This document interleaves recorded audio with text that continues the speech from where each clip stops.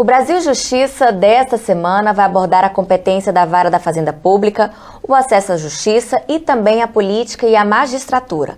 Para falar sobre esses assuntos, o nosso entrevistado é o juiz do Poder Judiciário do Estado de Tocantins, Elvésio Maia.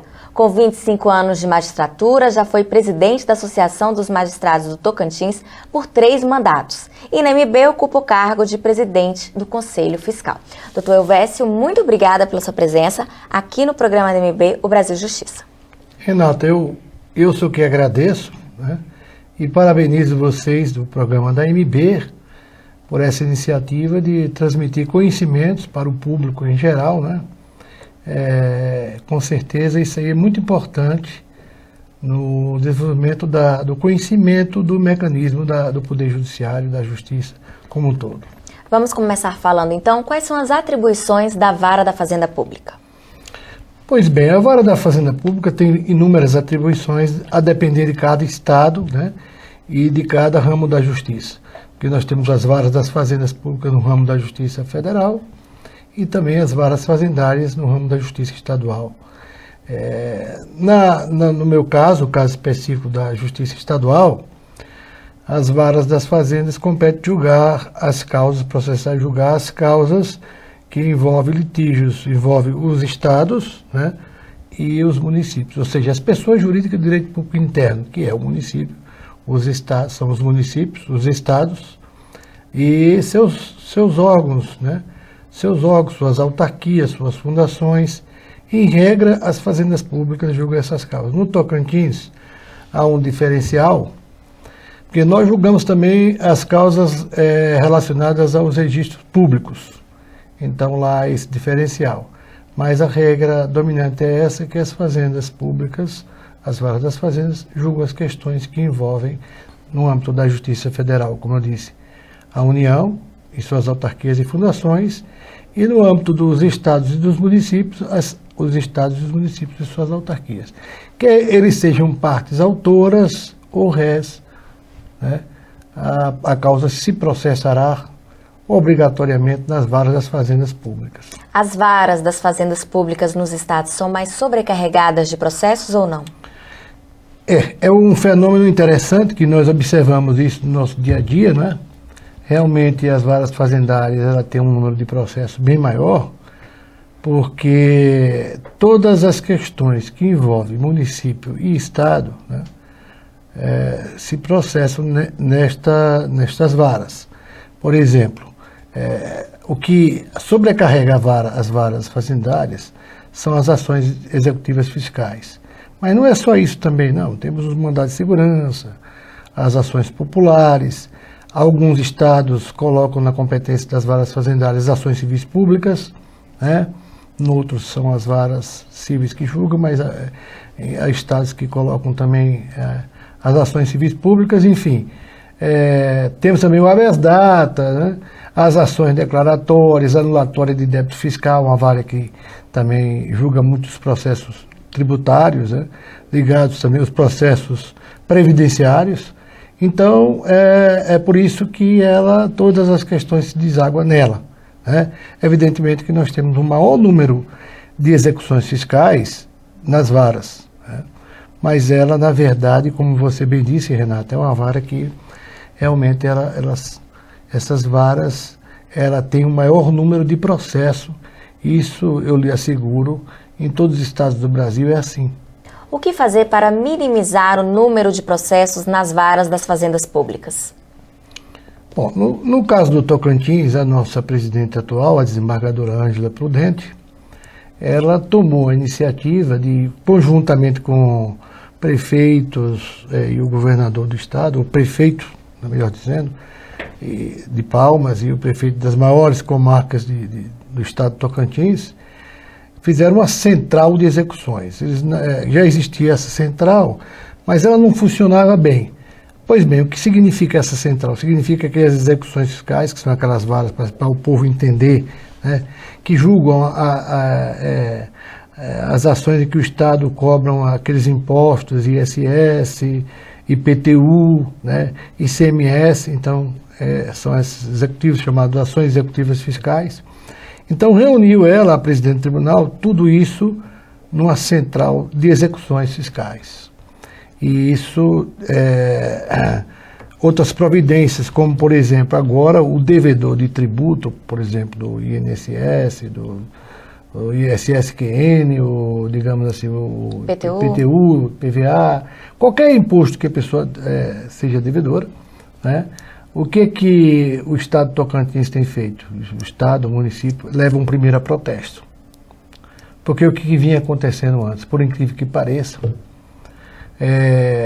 os processos se perpetuavam nas varas por longos e longos anos, até muitos deles prescreviam, porque não se localizavam os devedores, ora porque não se localizavam os devedores, ou porque não encontrava, ora porque não encontrava bens para ser penhorados, e aí o processo se protraía no tempo, né, e terminava prescrevendo, então, enfim, o Estado perdendo tributos, o município também perdendo tributos.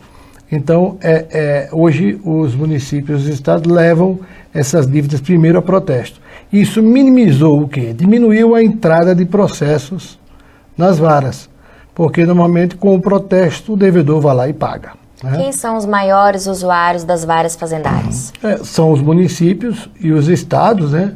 Agora, a maior clientela, né, por incrível que pareça, Renata, são as grandes empresas que insistem em não pagar os tributos aos municípios e ao Estado. Por exemplo, nós temos essas operadoras, né, de telefonia móvel, que devem muito ICMS, por exemplo, ao Estado, IPTU ao município, né, ISS, enfim, são essas as grandes empresas, e o Estado também é um cliente potencial nosso.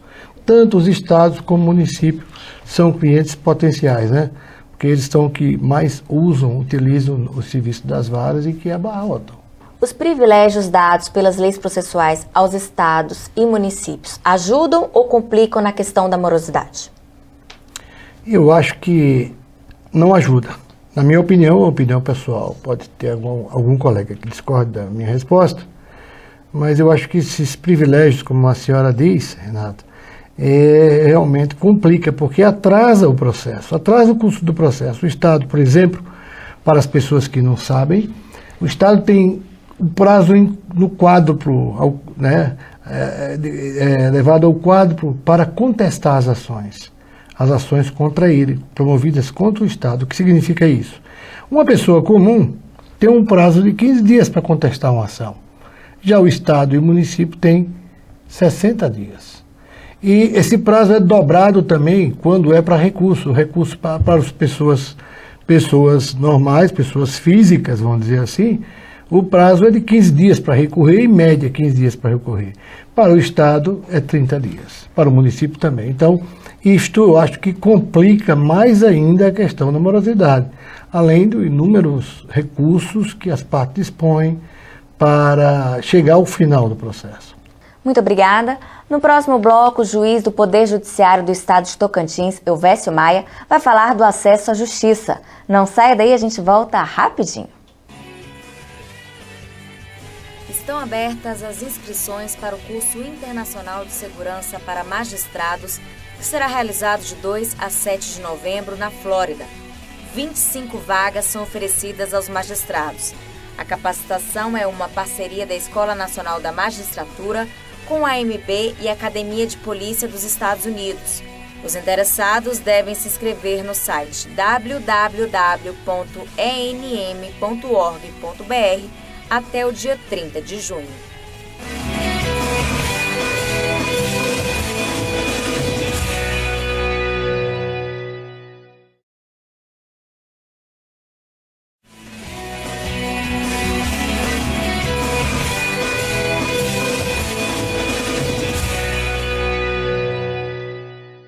Estamos de volta com o Brasil Justiça. No primeiro bloco, conversamos sobre a competência da Vara da Fazenda Pública.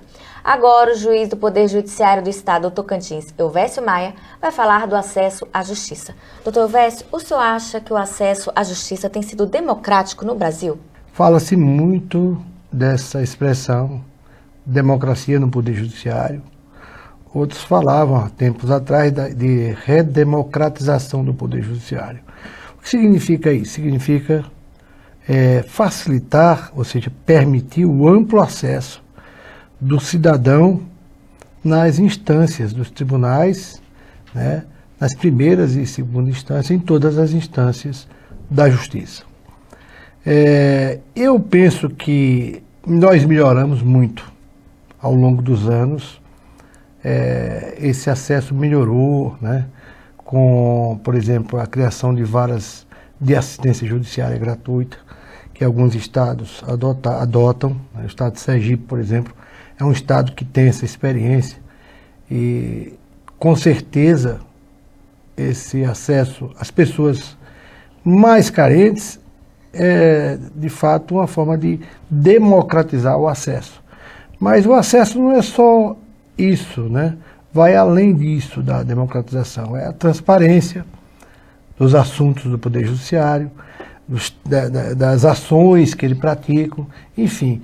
Eu creio que nós melhoramos muito, o Judiciário melhorou muito, né?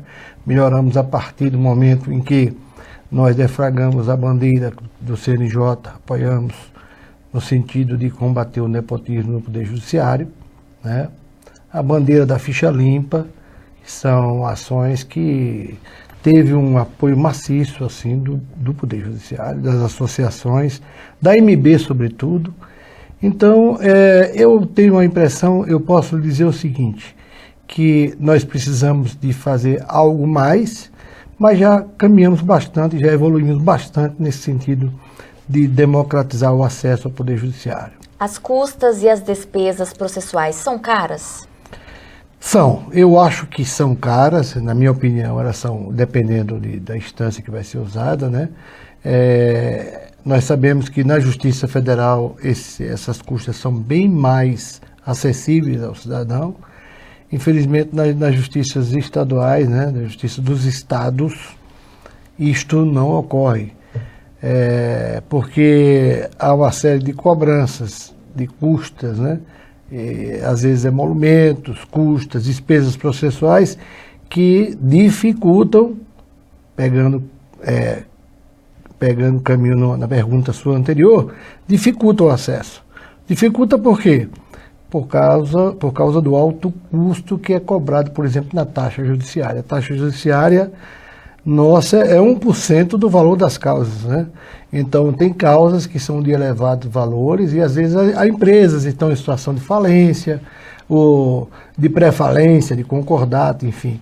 Então, estão em situação difíceis, né, financeiramente, e não pode pagar com aquelas custas para discutir o direito que ela quer que seja examinado pelo juiz. Então, realmente, a meu ver, nós precisamos evoluir nessa parte de pensar algo que atenda melhor ao jurisdicionado rico ou pobre. Na vara da Fazenda Pública, o acesso à justiça é diferenciado ou não? Não, não é. É a mesma coisa das outras varas, não há diferença. A diferença que há agora é que alguns estados criaram juizados, né, das fazendas públicas, que são aqueles que vão atender aquelas pequenas questões que envolvem Estado e cidadão, né, município e cidadão. Aquelas causas que dão um valor de alçada, né, até um determinado valor, ela vai ser processada nos juizados. Então, quando é processada no juizado, aí há a gratuidade, né, a gratuidade, porque é uma característica do juizado, é a gratuidade, e há uma facilidade maior para o acesso das pessoas. O que é preciso para que a pessoa receba o benefício da assistência judiciária gratuita? Bom, veja bem, isso é uma discordância, eu creio, em boa parte do Brasil. Eu mesmo, como juiz, eu tenho julgado assim, eu tenho entendido que a Constituição da República ela está sob qualquer lei. E o que diz a Constituição? A Constituição diz que o Estado assegurará o acesso, né, à justiça aos que comprovarem a insuficiência de recursos para se manter, né, ou manter sua família. Então, está escrita a palavra lá no texto da norma constitucional, aos que comprovarem. Então, no meu entendimento, o legislador constituinte quis que essa condição de pobreza fosse comprovada antecipadamente. Há juízes, porém, que entendem que não há necessidade, que basta mera declaração da pessoa que vai pedir o acesso à justiça, a mera declaração dela, sou pobre, seria suficiente para ela ter acesso. Eu pessoalmente não entendo assim, eu entendo que é necessário que haja a comprovação inequívoca daquele direito de acesso, porque está havendo uma certa forma de exagero, né, na prestação na gratuidade, porque as pessoas declaram, né, e o que acontece? Não se exige nenhuma prova daqueles que declaram, né, ninguém cobra nada e, como se sabe, Renata, parte das custas que são recolhidas, elas, na maioria dos estados, elas retornam para o próprio Poder Judiciário, para investimentos no Poder Judiciário. E a partir do momento que nós não exigimos essa comprovação que está escrita no texto constitucional, eu tenho para mim que nós estamos contribuindo para que alguém rico, né, poderoso e tal, possa ser beneficiário da assistência judiciária gratuita, tendo condições de pagar as custas, né? Tendo condições de pagar a taxa judiciária, de pagar as custas. Muito obrigada. No próximo bloco, o juiz do Poder Judiciário do Estado de Tocantins, Elvésio Maia, vai falar da política e a magistratura. Fique com a gente, o intervalo é rapidinho. Ser juiz no meu estado, Piauí, é muito gratificante. A gente tem a oportunidade de melhorar a prestação jurisdicional, um tribunal que ainda está em crescimento e precisa muito da força do trabalho do juiz para atingir os resultados que a sociedade espera. O terceiro Encontro Nacional dos Juízes de Família Desafios da Jurisdição, promovido pela Escola Nacional da Magistratura em parceria com a AMB, será realizado de 17 a 19 de setembro em Florianópolis. Serão oferecidas 50 vagas aos interessados, que devem se inscrever até o dia 13 de agosto no site www.enm.org.br.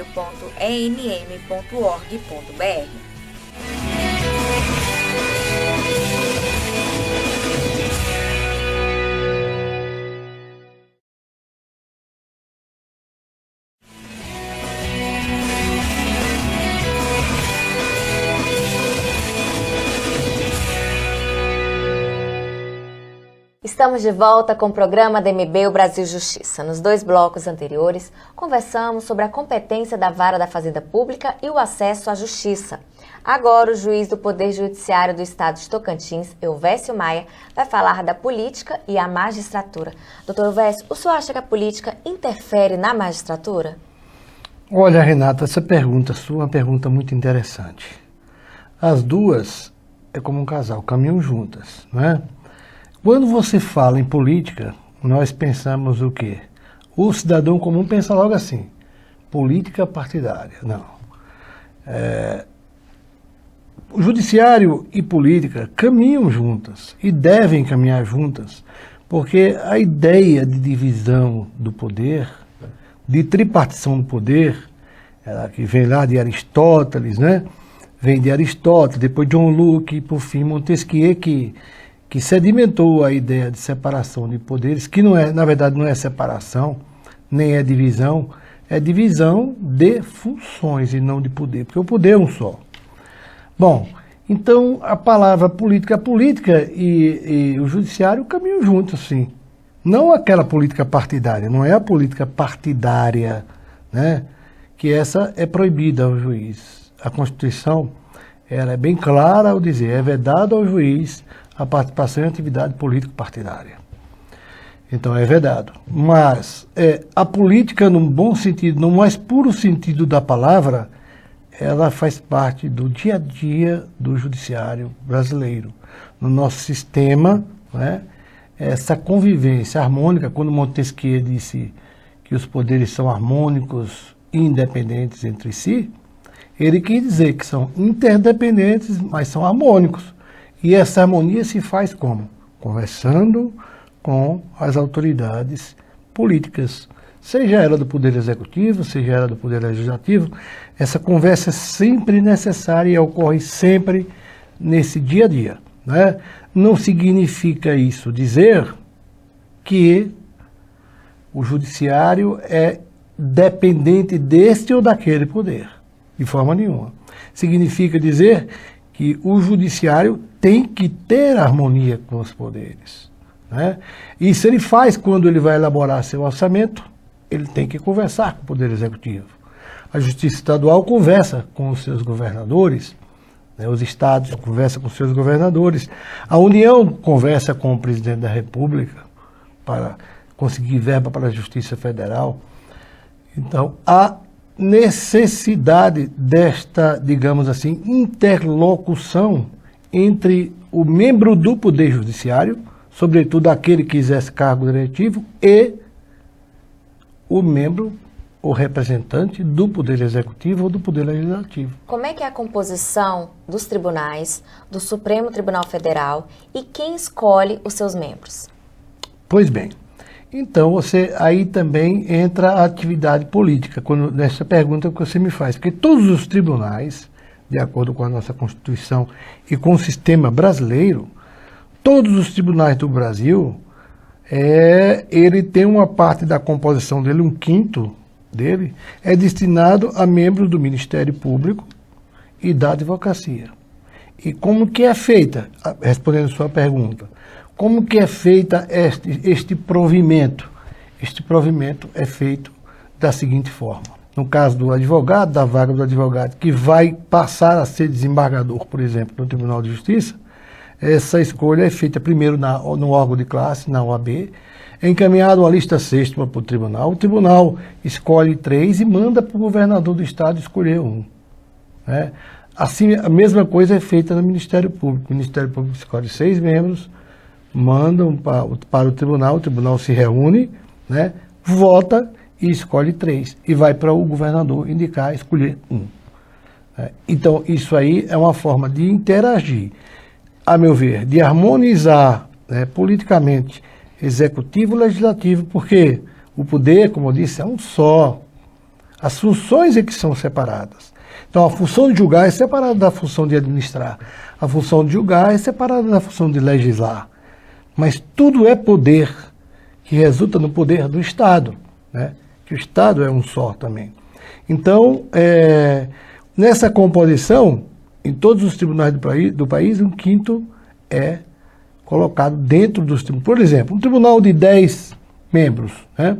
Duas vagas dele é escolhida pelo Poder Executivo, com essa mesclagem assim, de escolha, essa escolha, digamos assim, que participa vários órgãos, a OAB, o tribunal e, por fim, o governador do estado, o chefe do Poder Executivo. Isso ocorre nos tribunais federais, regionais federais, e agora no Supremo, respondendo à sua última pergunta, no Supremo é um pouco diferente, Renato. O Supremo, todos, são 11 ministros, né? 11 ministros, todos eles são escolhidos, indicados pelo Presidente da República. Esse ministro é sabatinado no Senado e o Presidente da República nomeia ele para o Supremo. Aí o Supremo é uma escolha exclusivamente política, mas isso não significa dizer que retira a independência de cada juiz que é escolhido para o Supremo, porque é uma exigência que ele tenha reputação ilibada e notório conhecimento jurídico. E ao longo da história da República Brasileira, né, não temos conhecimento de escolhas que não foram técnicas. Então, todas as escolhas foram técnicas e os ministros escolhidos, né, em resumo, pelo Presidente da República, têm atendido às expectativas do povo. Eu lembro aí o caso recente, julgado aí, que está explodindo na imprensa, aí, o chamado caso, entre aspas, mensalão, né, que eles julgaram com imparcialidade, julgaram membros do governo, né, sem nenhuma conotação política, julgaram de forma técnica, de forma independente, e eram indicados pelo atual governo, ou pelo governo anterior, um governo de um respectivo partido, mas isso não influenciou na independência, na convicção pessoal de cada um desses membros do STJ. Então, aí é que onde eu digo que há, Renata, sim, essa convivência sadia, né, da política no mais puro sentido dentro dos órgãos do Poder Judiciário. Muito obrigada. Chegou a hora da gente conhecer no quadro Vida de Juiz um pouco da trajetória dos magistrados. Meu nome é Giordânio Dourado, sou juiz de direito do Poder Judiciário do Estado do Acre, estou na carreira há 12 anos e decidi ser juiz por não apenas exigir a justiça, mas por querer promover a justiça. Quem quer hoje ser magistrado precisa estudar muito, ter muita sensibilidade social e se aproximar da comunidade. Agradeço ao juiz Elvésio pela entrevista. Eu que agradeço, Renata, a você e a todos que fazem aqui este programa, a produção, né, pela qualidade que eu estou vendo aqui, que eu estou percebendo. Agradeço a vocês todos por permitir, né, por nos dar essa oportunidade de levar a todos o conhecimento do mecanismo da nossa justiça. Nosso programa termina aqui. Se você quiser participar, escreva para o nosso e-mail brasiljustiça@amb.com.br. Muito obrigada pela sua companhia e até o próximo.